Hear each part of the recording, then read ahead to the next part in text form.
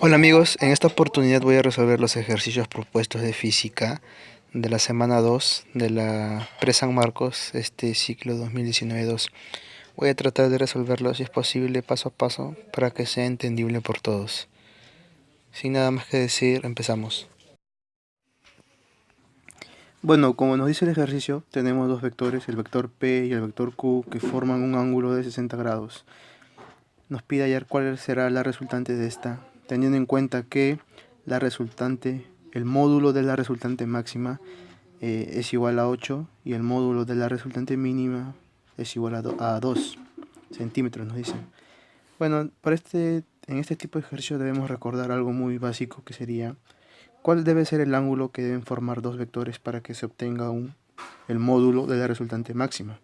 Debemos recordar que dicho ángulo debe ser 0 grados, y para que dos vectores formen la resultante de dos vectores sea la resultante mínima, debemos recordar que el ángulo que deben formar debe ser de 180 grados.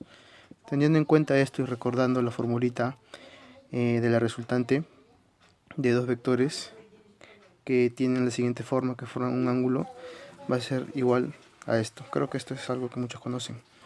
Entonces, nos dicen que el módulo de la resultante máxima va a ser igual a 8 y de la mínima va a ser igual a 2. Teniendo en cuenta el valor de los ángulos, podemos sustituir estos ángulos acá, obteniendo lo siguiente. Entonces ya hemos reemplazado, sabemos que 8 va a ser igual a la raíz de los módulos, de los cuadrados, la suma más dos veces el módulo, el producto de los módulos por el ángulo. El ángulo al reemplazar 0 en coseno de 0 nos daría 1. Coseno de 180 nos daría menos 1. Al ser acá menos 1, esto podría salir acá, cosa que aquí nos quedaría una diferencia.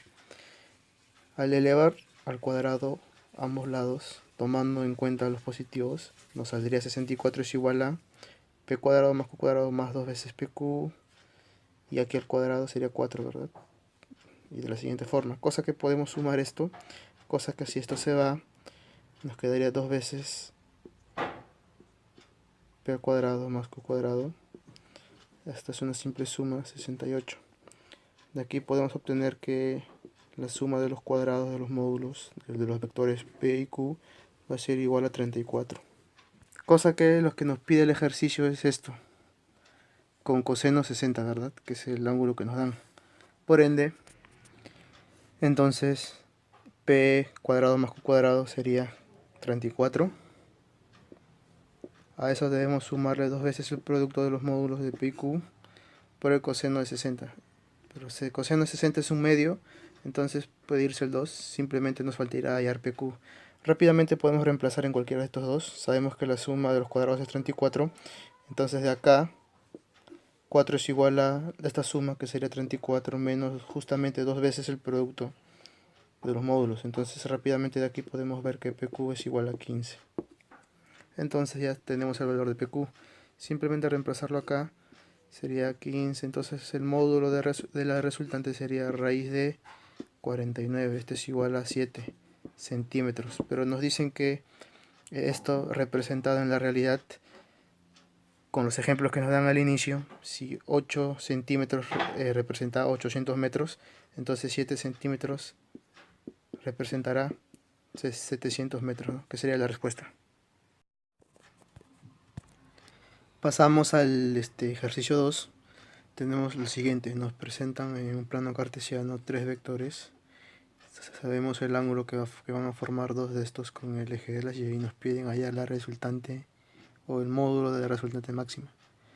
Seguramente muchos a simple vista lo primero que pensaron fue, veo en un plano cartesiano vectores que forman ángulos, puedo hacer la conocida descomposición rectangular, descomponer en los vectores en los planos y y x, ¿no? Y de ahí ver cuál es restar, sumar, quizá.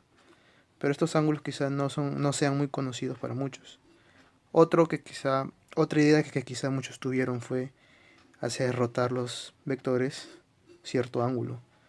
Si por ejemplo yo roto en sentido antihorario 8 grados, el 2 iría para los ejes y. Este vector formaría 30 ángulo conocido, pero no sabemos o no nos dan de dato este ángulo, por ende sería un poco complicado quizá. Pero podemos aprovechar los datos, ¿no? Si este ángulo vale 22 y este 8, y todo esto al ser una recta, todo esto tendría que valer 180, ¿verdad? Por ende, este ángulo que voy a poner acá, ¿cuánto sería? 150, ¿verdad? Para que así forme 180 grados. Ahora, ¿qué les parece si tenemos dos vectores, un ángulo? Recordamos el famoso método del polígono, ¿verdad? Voy a llevar la gráfica acá, cosa que así, por ejemplo, este vector, que sería el de 2, y este vector que tendría magnitud 2 raíz de 3, ángulo 150 grados, podemos aplicar el famoso método del polígono, ¿verdad? Con la famosa formulita que ya sabemos. Entonces, al aplicar la famosa formulita para hallar el módulo de la resultante, sería cuestión de reemplazar con los datos. Coseno de 150. Coseno de 150 es como si estuviéramos hallando el coseno de 180 menos 30 grados. Esto por trigonometría, ya supongo muchos deben saber que es igual al menos coseno de 30 grados, cosa que nos quedaría menos raíz de 3 sobre 2. Entonces aquí sería el menos podría salir, cosa que aquí nos quede menos, y aquí el coseno de 30 grados. Ya una vez reemplazando, sería raíz de 3,2, ¿no es verdad? Raíz de 3,2. Entonces al resolver todo esto, nomás queda raíz de 4, cosa que el módulo sería 2 unidades, ¿no? Entonces el módulo de esto, o sea esto, el valor de esto sería 2. Ahora nos pide la resultante máxima. Tener en cuenta mucho esto. Para que la resultante sea máxima, la dirección y el sentido de este R resultante tendría que ser la misma este 6 que tenemos acá, para que sea máximo. Por ende, la resultante máxima de todo este sistema de vectores sería igual a 2 más este 6, o sea, 8 unidades. Y eso sería todo. Pasamos al ejercicio 3. Como vemos, nos dan un juego de billar, nos dicen que tenemos una mesa de billar, lo cual en la parte A, con la pelotita vamos a dar un golpe que hará que dicha esferita, dicha bola, presente una rapidez de 4 metros por segundo y siga esta trayectoria, cosa que llega a C, y en este choque va a hacer que la pelota o la bolita se dirija sobre esta trayectoria y así llega al hueco. Nos piden hallar la rapidez media, o sea, R medios, ¿no? O también algunos suelen llamarlo como V medio. ¿Qué es la rapidez media? La rapidez media se calcula como el cociente entre una distancia y un tiempo empleado. Sabemos que la distancia es el módulo de un desplazamiento. Cosa distinta hubiera sido si es que nos hubiera pedido la velocidad media. La velocidad media sí se calcula como el desplazamiento sobre un tiempo empleado, pero el desplazamiento es un vector. Así que si nos hubiera pedido la velocidad media y el desplazamiento es un cambio de posición, por ende hubiéramos tenido que hallar esta resultante, ¿no? Pero con los datos que tenemos creo que no hubiera sido posible. Pero nos pide simplemente la rapidez, o sea el módulo. Por ende simplemente tenemos que ver cuál es la distancia de la trayectoria. Es esta recta y es esta recta. O sea, tenemos que hallar el valor de esto, sumarlo y dividirlo entre el tiempo. Pero tampoco nos dan la distancia, ¿verdad? Pero sí nos dan estos dos angulitos que forman un triángulo isósceles. Sabemos que por triángulos isósceles estos dos ángulos son iguales, por ende el lado que está frente a ellos, que vamos a llamar D, deben ser iguales. Y vemos que esta esferita tiene un recorrido rectilíneo MRU. Va a realizar MRU. Por ende, en MRU la casi única formulita que tenemos es el famoso distancia es igual a la rapidez por el tiempo. Esta trayectoria es igual, esta trayectoria es igual. Por ende, de A a C va a haber una distancia de rapidez que nos dan 4 por un tiempo. Vamos a llamarle tiempo 1. De C a B vamos a tener la misma distancia, pero con una rapidez de 1. 1 por T2. De acá podemos buscar una relación. Cosa que tendríamos una relación de los tiempos. el tiempo 1, o sea, acá va a emplear un segundo en ir de A a C y va a emplear 4 segundos en ir de C a B, cosa que simplemente la distancia de la trayectoria sería 2 veces D, ¿verdad? Que es lo que recorre la bolita, sobre el tiempo empleado, que sería, despejando de acá, sería D cuartas, y despejando de acá sería como D, ¿verdad? Entonces los tiempos 1 más tiempo 2 sería D cuartos más D, cosa que nos saldría 5 cuartos de D. Las D se van y nos quedaría simplemente 1,6, que sería metros por segundo, ¿no? Que sería la rapidez media de toda esta trayectoria. Respuesta 1,6. Pasamos al ejercicio número 4. Rápidamente nos presentan una gráfica de posición versus tiempo que va a formar una recta, por ende deducimos que es una gráfica de MRU. Para este tipo de ejercicios debemos recordar que en una gráfica de posición versus tiempo, la ecuación que se presenta va a ser igual a una posición que vamos a llamar posición final, va a ser igual a una posición inicial más una velocidad por un tiempo. ¿De acuerdo? Las rectas pueden ser crecientes, como en este caso, o decrecientes también. ¿Qué va a ser la posición final? La posición final va a ser, por ende, lo que buscamos hallar, así que vamos a dejarlo así. Es igual a la posición inicial. La posición inicial siempre va a ser el punto ubicado en el eje X, perdón, en el eje Y, que en este caso sería posición, el punto de donde va a partir la recta. En este caso vemos que el punto sería de donde parte menos 12, por ende parte desde menos 12, más la velocidad. La velocidad en estas gráficas vendría a ser la tangente de la recta que tiene con el eje horizontal.